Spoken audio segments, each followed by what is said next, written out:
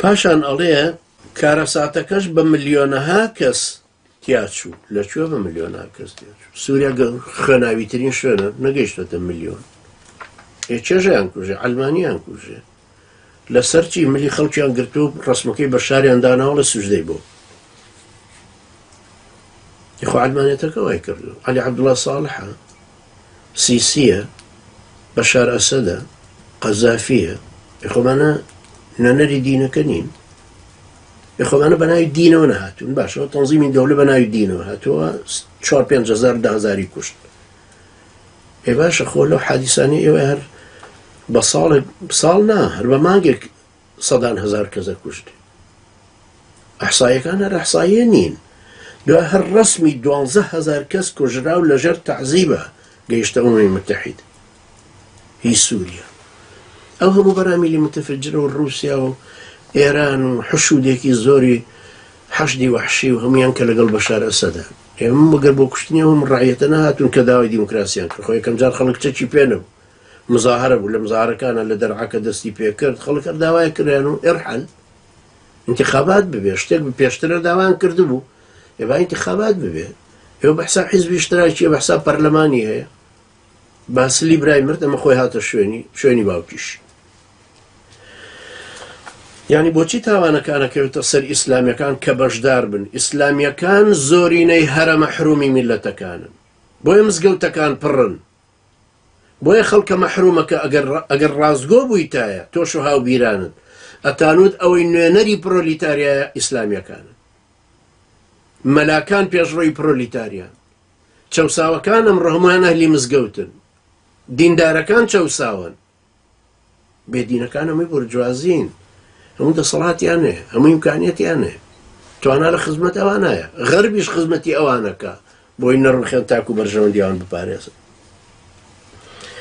ئەڵێوە ئێستا بەپێی خەمڵاندنێ هەموو وڵاتانی کە دووچاری ئەم شەڕە ئەهلیە بوون و ئەم شەڕی هێزە ئیسلامیەکان و دەسەڵاتەکان بوون، لایەنی کە پێویستیان بە 1 تریلیۆن هەیە هەر بۆ ئەوەی بنیاد بنرێنەوە جارێکی تر. 1 تریلیۆن پێشی زۆر موهیمە. پێ بەڵە بە تەکید وایە بەس چێ ڕماندوێتی، چێ وێرانی کردو، چێ بوونی تەحتی ناوچەی سونیەکانی ڕووخان؟ احتیلال، شیعە، کورد. باشە ئێوە ئیشتان بە زڵوعێ چی بوو؟ ئەنوەر دۆڵانی ڕەفیقی تۆ نەبوو بۆ ڕائید تەیار و ڕۆیشت و خەڵکێکی برد لێوە کوژران. لە زڵوعیە ئێوارە گەڕانەوە لێیاندان 14 کەسی ڕانیوەیەکی قەڵات زەوی بەرکەوت، هەر عەرەبیشیان نازانی. بۆ بران بۆ ئەوێ 3,000 کەس لە تاڵبانی بردنی بۆ مەقبەرەتە شوهەدا لە نەجەف.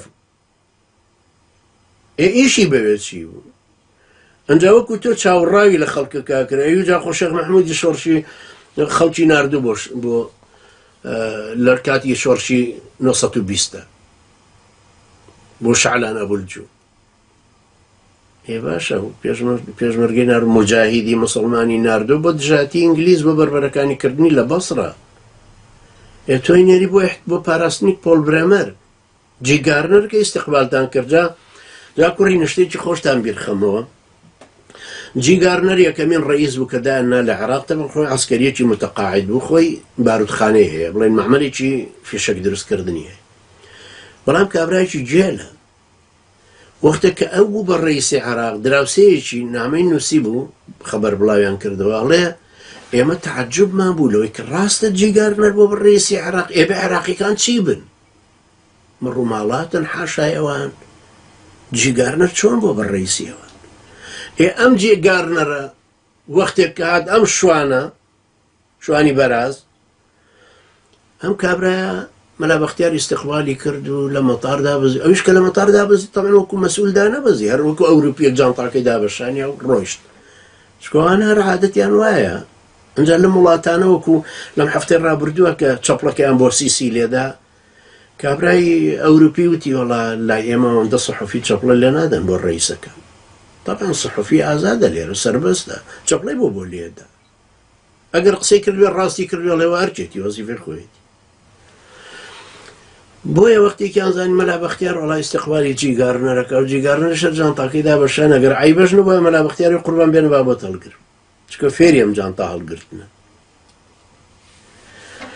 پاشان باز لەم ملیۆنانە کە ئەم خەڵکانی کە کوژراون ئەم تریلۆنەهای کە پێویستە بۆ بنیاتنانەوە کە هەر عەلمانی ڕوخاندوێتی ئەنجاڵێ ئەوە عێراقیشە بینین بە پێی ئاخر تەقدیر 800 ملیار دۆلار بەس بە فەساد ڕۆیشتووە لەم وڵات 800 ملیار دۆلار ئەمە لە کاتێکدا 600,000 خوێندنگا لە عێراقا خوێندنگای قوڕە لە عێراق بە فەساد ڕۆیشتە چێ بە فەسادی بردو کاک فواد مەعسووم و ئێستا کاک بەرهەم و وەزیرە بەڕێزەکان و ئەندام پەرلەمانەکان و احتیلال زانیەمانە بە چیە گیرێن هەرێکە پارێکە بە قڕجاوتەوە بێدەنگێک ئیسلامی و عەلمانی و هەموو وەکو یەکوە